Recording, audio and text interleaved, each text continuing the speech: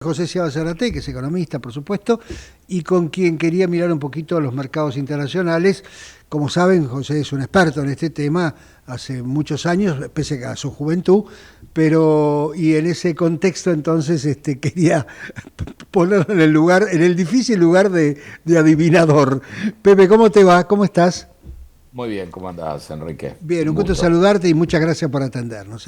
No, un placer. Por supuesto, como te lo puse por privado cuando te invité a esta primera Sí. media hora del programa, no es un momento fácil porque hay que tratar de entender un poco qué está pasando en los mercados financieros internacionales, que ya venían con un problemón vinculado con la inteligencia artificial y todo lo que venía pasando, si había burbujas, si no había burbujas, si las empresas de software, si vamos al fin del mundo o nos quedamos, y de pronto cayó Trump con esta guerra, que además, siendo Trump el protagonista, le pone a la incertidumbre de una guerra más incertidumbre todavía.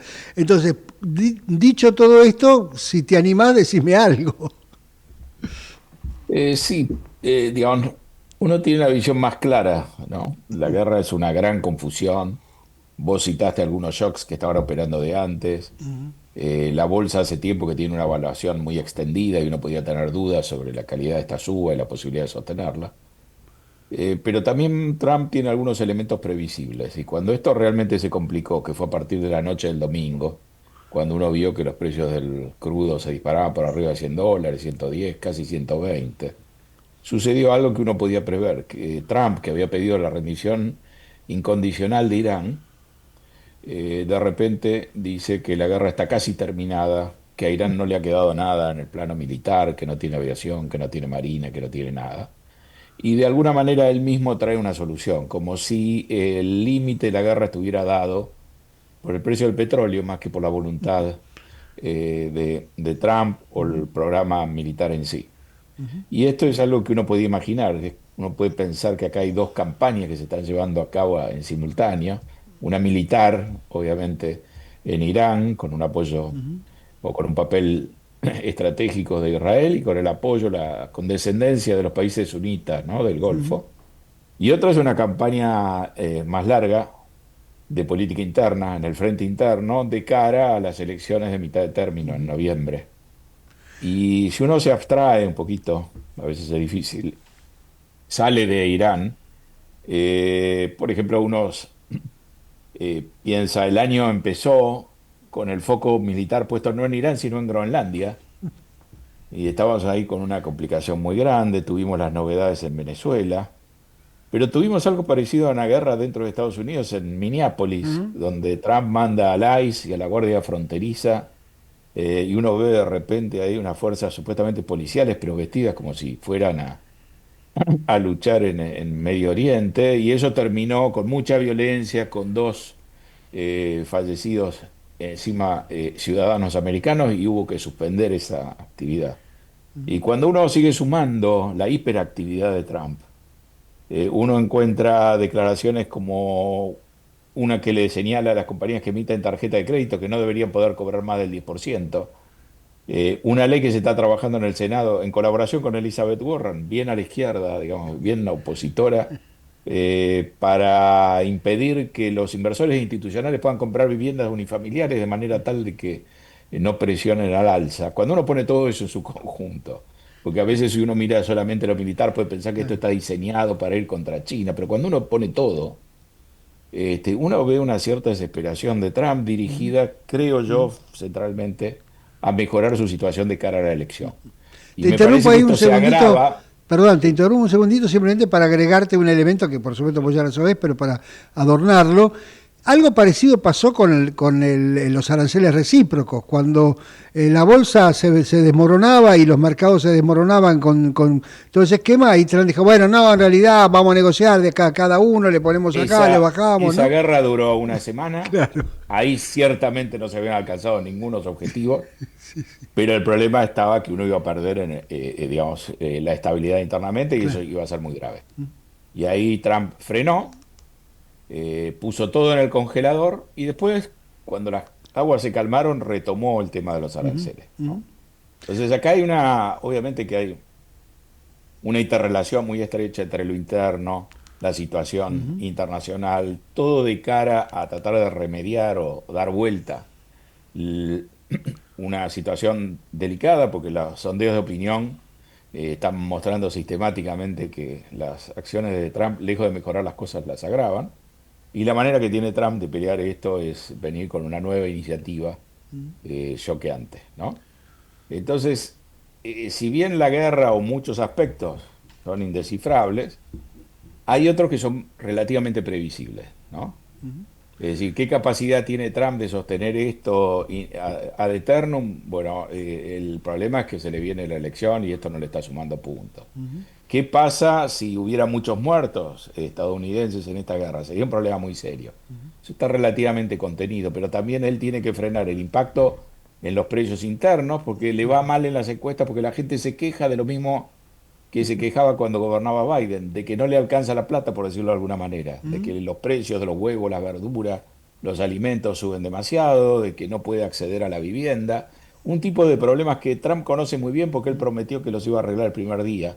Los precios iban a bajar el primer día que la suma y que ahora se le vuelve en contra de él. Y, digamos, no atina a darle solución a esos problemas, trata, creo yo, de poner sobre la mesa otros, algunos son relativamente nuevos, porque uno pensaba que Trump iba a estar con una idea de tomar distancia de las guerras de Estados Unidos al extranjero, porque ha sido un crítico feroz de eso y de las ideas de viejos gobiernos americanos de cambiar a los países, de hacerlos a semejanza de Estados Unidos y todo eso. El ticket presidencial Trump-Vance, a uno de los elementos, uno de sus caballitos de batalla era sustraer a Estados Unidos de todas esas guerras y gastar ese dinero en mejorar la infraestructura, los puentes, los aspectos internos de Estados Unidos que estaban descuidados. Y ahora uno lo ve de repente a Trump muy lanzado en estas epopeyas. Nobleza obliga, Trump el año pasado, en junio, intervino en Irán de una manera impecable, con una operación que se llamó Martillo de Medianoche, que duró exactamente 12 días. Esto había, las hostilidades habían comenzado entre Israel e Irán y luego intervino Estados Unidos con los grandes bombarderos B-52, usando unas bombas de profundidad, atacó eh, tres posiciones que tenía Irán, que aparentemente eran fundamentales para su programa nuclear. Y después que hizo esa intervención quirúrgica, Trump se ocupó de aplacar a Irán y a Israel y lo llevó a una situación de cese de hostilidades que parecía una maniobra hilvanada, digamos, con tremenda, tremenda habilidad. Había liquidado a altos mandos militares y científicos del programa nuclear y había dejado con vida al ayatollah Khamenei. Este episodio comienza con la eliminación del ayatollah, entonces uno llega a la conclusión de que ahora que pide un Delcy Rodríguez, quizá el primero en el cual confiaron que podía cambiar desde adentro era el ayatollah, y claramente el ayatollah no debe haber dado el brazo a torcer. Pero entramos en una guerra que no ha podido ni siquiera ser muy bien explicada por Trump, cuál es el objetivo, por qué está en esa guerra, y que genera enormes dudas acerca de la realmente de la orientación de hacia dónde apunta esto. Pero por otro lado, como te decía, uno tiene ciertas certezas de que hay límites para el accionar de Trump y que esos límites lo fija el precio del petróleo, porque lo vimos muy claramente. En la medida que eso escalaba, Trump reaccionó y reaccionó a tiempo antes de que se derrumbaran los mercados. Sabemos que hay una sensibilidad enorme con el precio de la nafta, del diésel en el surtidor, y sabemos que hay una sensibilidad en un aspecto que no ha pasado a mayores, que son las bajas de Estados Unidos. O sea que tenemos un entorno donde hay muchas dudas y creo que hay ciertos límites precisos donde creemos que esto se va a pacificar. Por supuesto, no podemos equivocar. Ahora, Pepe, José, en ese contexto, obviamente, el mercado, digamos, entiende estos límites, para ponerlo de alguna manera. Lo ha mostrado muy Ujú, claramente ayer ujú, y hoy. Hoy ujú, ha sido un día de actividad militar intensa, ujú, muy intensa.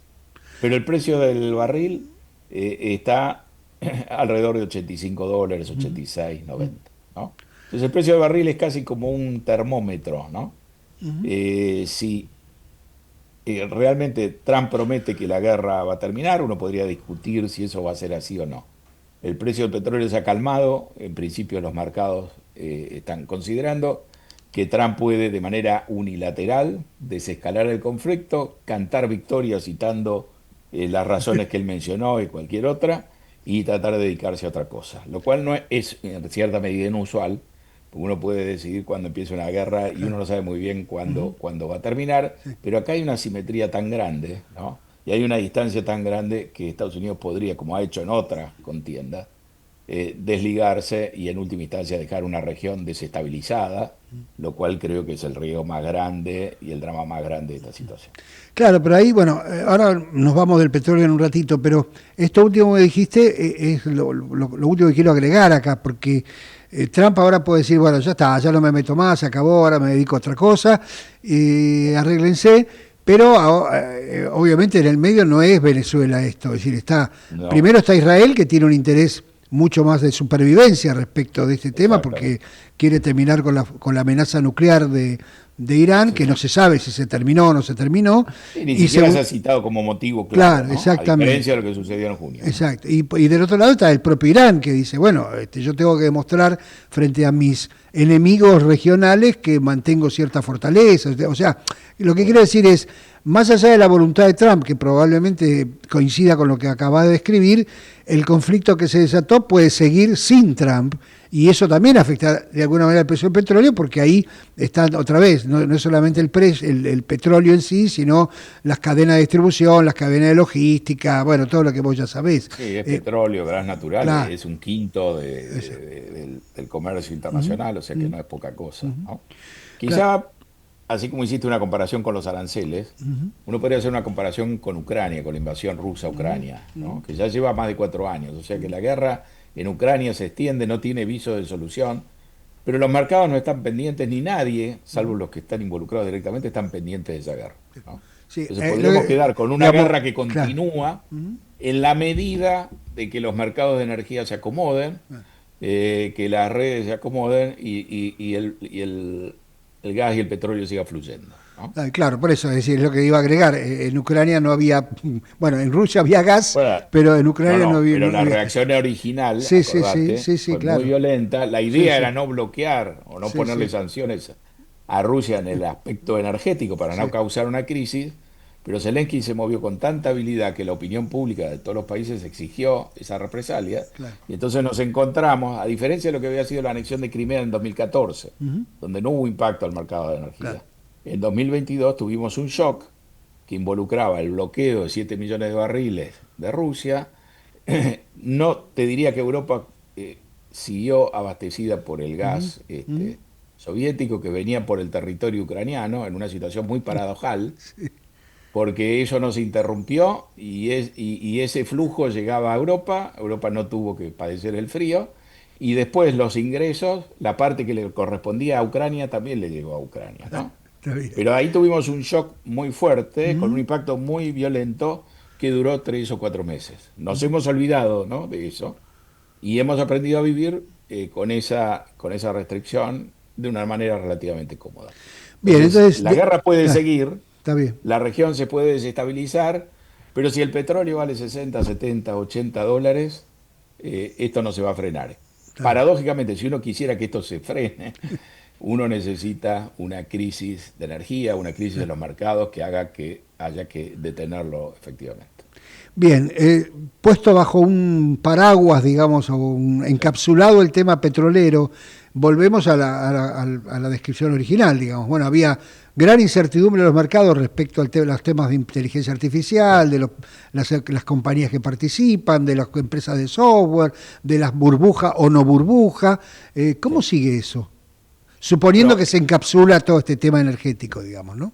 no, un elemento curioso, uno hubiera pensado, esta crisis es la crisis que rebalsa, ¿no? Claro.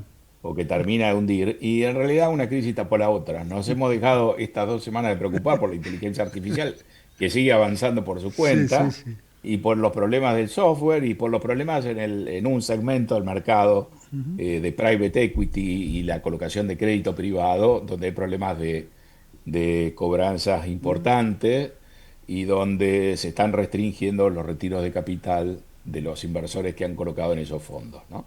Entonces, si algo uno tiene que destacar, es que tenemos un mercado que es sometido a distintos shocks que vienen de distintos ángulos. Yo sumaría los datos de empleo de febrero en Ujú. Estados Unidos. Estados Unidos destruyó 92.000 puestos de trabajo en forma neta, o sea que ya no existe el mercado pujante que dejó Biden. La política migratoria de Trump ha tenido un impacto muy fuerte. No solo está cayendo la oferta de mano de obra extranjera, sino que no se crean trabajos tampoco para Sí, sí. los locales. Entonces son varios elementos destructivos que están jugando y entonces uno debería decir la solidez que está mostrando el mercado realmente es admirable, es mucho más sólido el mercado de lo que uno hubiera imaginado, listando de antemano todos estos shocks que se dan al mismo tiempo, ¿no? ¿Y por qué o cómo explicas esta solidez en medio de toda esta historia? Bueno, es difícil de explicar si uno no lo estuviera viendo, ¿no? En principio, si a vos te cuentan, vas a estar sometido a todo este tratamiento, uno hubiera imaginado un mercado 10% abajo de los máximos y está a 2 o 3%, con la salvedad además de que ya este mercado no está empujado por 7 compañías, por las 7 acciones magníficas, las Amazon, Microsoft, etcétera. Esas 7 compañías han corregido muchísimo porque la visión sobre la inteligencia artificial ha ido cambiando y ha puesto menos énfasis en los ganadores y mucho más cuidado en los que van a quedar rezagados o afectados por esta carrera. El mercado está muy sensible con los altos presupuestos de inversión que hay que hacer para mantenerse en esta carrera. En realidad está castigando los precios de las compañías y en una manera creciente cuando estas compañías dicen que van a invertir mucho en inteligencia artificial, porque si bien las compañías están convencidas de que eso es lo que hay que hacer, el mercado no tiene muy claro cómo se va a monetizar y recuperar esa inversión. Entonces, las valuaciones de las compañías que eran las estrellas y que en algún momento eran las que más empujaban o las únicas que empujaban, esas valuaciones han caído. El Standard Poor's está, te diría, 2 o 3% de los máximos se han mantenido desde octubre, noviembre. Parecía un trámite que el Standard Poor's superara los 7.000 puntos, no lo ha logrado, pero tampoco se destruye. Y la sorpresa del mercado en los últimos meses es que la pujanza se trasladó a las otras 493 compañías, yo diría a compañías más de mediano porte o de pequeño porte, que estaban a la saga, las más pequeñas ni siquiera habían participado en la primera parte del mercado bull, y ahora son las que llevan el peso. También si a uno le hubieran contado que esta era la manera de absorber la crisis, no lo hubiera pensado, pero es lo que está sucediendo a la vista. Es decir, tenemos una serie de shocks complicados, por momentos uno ve una preocupación muy seria, las compañías de software eran compañías que parecía que tenían el futuro atado, tenían clientes muy buenos, esos clientes dependían de una manera muy importante del aporte de las compañías de software, eran una relación de fidelidad de muchos años y la inteligencia artificial ha cambiado eso de una manera muy importante. Y lo que vemos es entonces el mercado deja de apuntar tanto a la tecnología y busca cosas no tan sofisticadas. En el fondo lo que está buscando son sectores relativamente previsibles que la inteligencia artificial no torne obsoletos en el corto plazo, ¿no? Clarito. Eh, Pepe, bueno, el otro tema que también estuvo, fue, volvió, fue todo el enfrentamiento de Trump con la Fed, bueno, básicamente sí, con Jeremy Powell, la designación, bueno, el intento por ahora tiene que pasar por el sí, sí. Senado, ¿no es La cierto? La nominación nominación, esa era la palabra que no me salía, sí, de Walsh, sí. que parecía que era un hombre de Trump, pero resulta que ahora es más halcón que Powell, o sea, ahí otra vez hay toda una cosa rara Esa de es otra guerra interna sí, a la que se ha embarcado Trump, que uno hubiera dicho, si un presidente de Estados Unidos ataca de una manera tan frontal a la Reserva Federal, a la independencia de la Reserva Federal, va a prender fuego el país. La verdad sí, que sí. no ha sucedido, porque el mercado también tiene una visión muy clara sobre esto, de que la independencia de la Reserva Federal se va a preservar. ¿De dónde saca esa convicción? O eso es discutible, pero uno lo que ve es un comportamiento de los bonos y de las acciones compatible con esa confianza. La verdad que esta guerra y este escenario al cual nos ha metido Trump va a contramano totalmente de lo que él necesitaba con la Fed o lo que él le pedía a la Fed. Él quería baja de tasas muy agresiva y lo que vos estás viendo es que las tasas de largo plazo están subiendo, hay expectativas de inflación por el petróleo, es decir, que él va a reemplazar a Powell por una persona que él eligió cuidadosamente, no diría rigurosamente, pero con mucho cuidado, de que simpatizara claramente con sus ideas y si tuviera que asumir hoy y tomar una decisión, sería imposible bajar las tasas sin arruinar la reputación. Y eso terminaría jugando en contra de Trump, ¿no? Entonces ahí hay un elemento que hace pensar sobre las cualidades estratégicas de Trump, porque Trump, si no soluciona lo de Irán rápidamente, no va a tener margen para que la política monetaria haga lo que él pretendía con tanto ahínco, ¿no? Sin querer meterte en ningún problema, haciendo un muy mal paralelo, por supuesto, una muy mala Sí, analogía, había alguien que quería cerrar el Banco Central y que ahora necesita, como necesita que suba la demanda de dinero para funcionar, necesita un Banco Central que hasta haga las veces de independiente, aunque bueno, obviamente sea parte no de estaría todo un mal equipo. hacerlo independiente, Claro, me claro, por parece, eso digo ¿no? una de las, no quiero hablar, no quiero exagerar con la palabra Sí, solución, pero uno de los pasos que podría consolidar un tema de la estabilidad argentina sería ir para el camino del Banco Central Independiente, no exacto, para cerrarlo, pero exacto, bueno, tal cual, son las paradojas de esta tal historia. cual, tal Por cual. último, José, se ha hablado mucho de, bueno, ahora cambió un poquito porque por la guerra en sí misma, ¿no es cierto? Pero de la debilidad del dólar, inclusive hay algunos que han arriesgado que la pérdida del dólar como moneda de reserva, digamos, esas exageraciones típicas de folletín, diría yo, que Sí. más que o de panfleto, más que de estudios. Pero bueno, de todas maneras, ha habido el intento de China de tener una mayor participación con su moneda, estas áreas de influencia. ¿Qué ves en eso? Eh, Uno podría decir, después de verlo a Trump accionar todo este tiempo, uno debería buscar otra moneda. La Claro, fortaleza del dólar deriva de la inexistencia claro. de un sustituto que sea creíble y que lo Ujú. pueda realmente reemplazar en el corto plazo. Y este es un tema repetido en los últimos 40, 50 años. De Gaulle ya se quejaba del Sí, dólar y la respuesta que recibía del Tesoro de Estados Unidos era que el dólar era la moneda de Estados Unidos, era el problema de Gaulle, pero ellos hacían lo que querían, claro. ¿no? Y en cierta medida eso es lo que estamos viendo.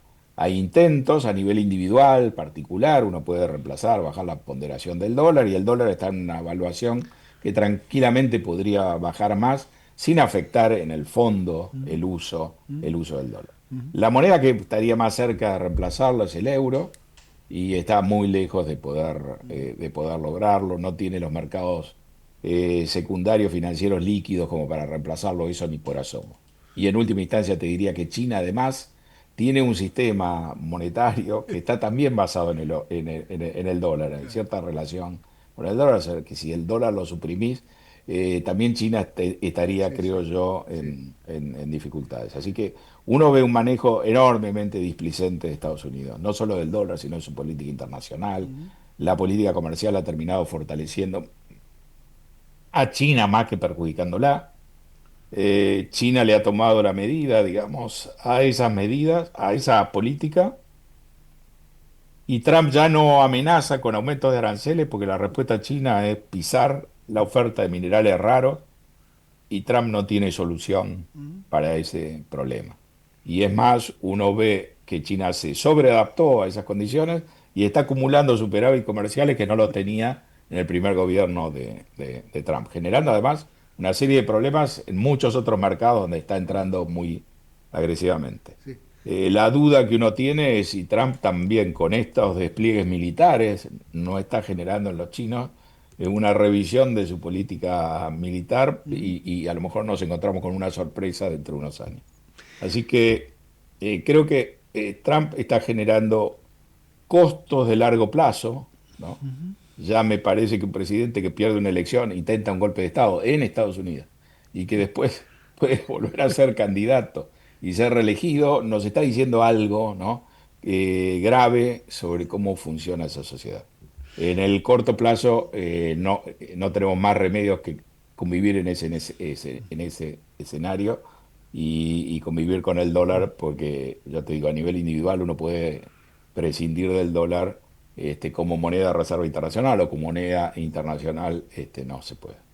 Clarísimo. Además, como vos decías, la competencia de Europa, que no se sabe qué es, y la competencia de un dictador manejando la moneda, tampoco parece ser de Sin mucha duda. ventaja, ¿no es cierto? Es así. Exacto. José, ha sido como siempre un gusto saludarte y escucharte, Placer, y te Enrique. agradezco mucho estos minutos. Te mando un abrazo Yo- grande.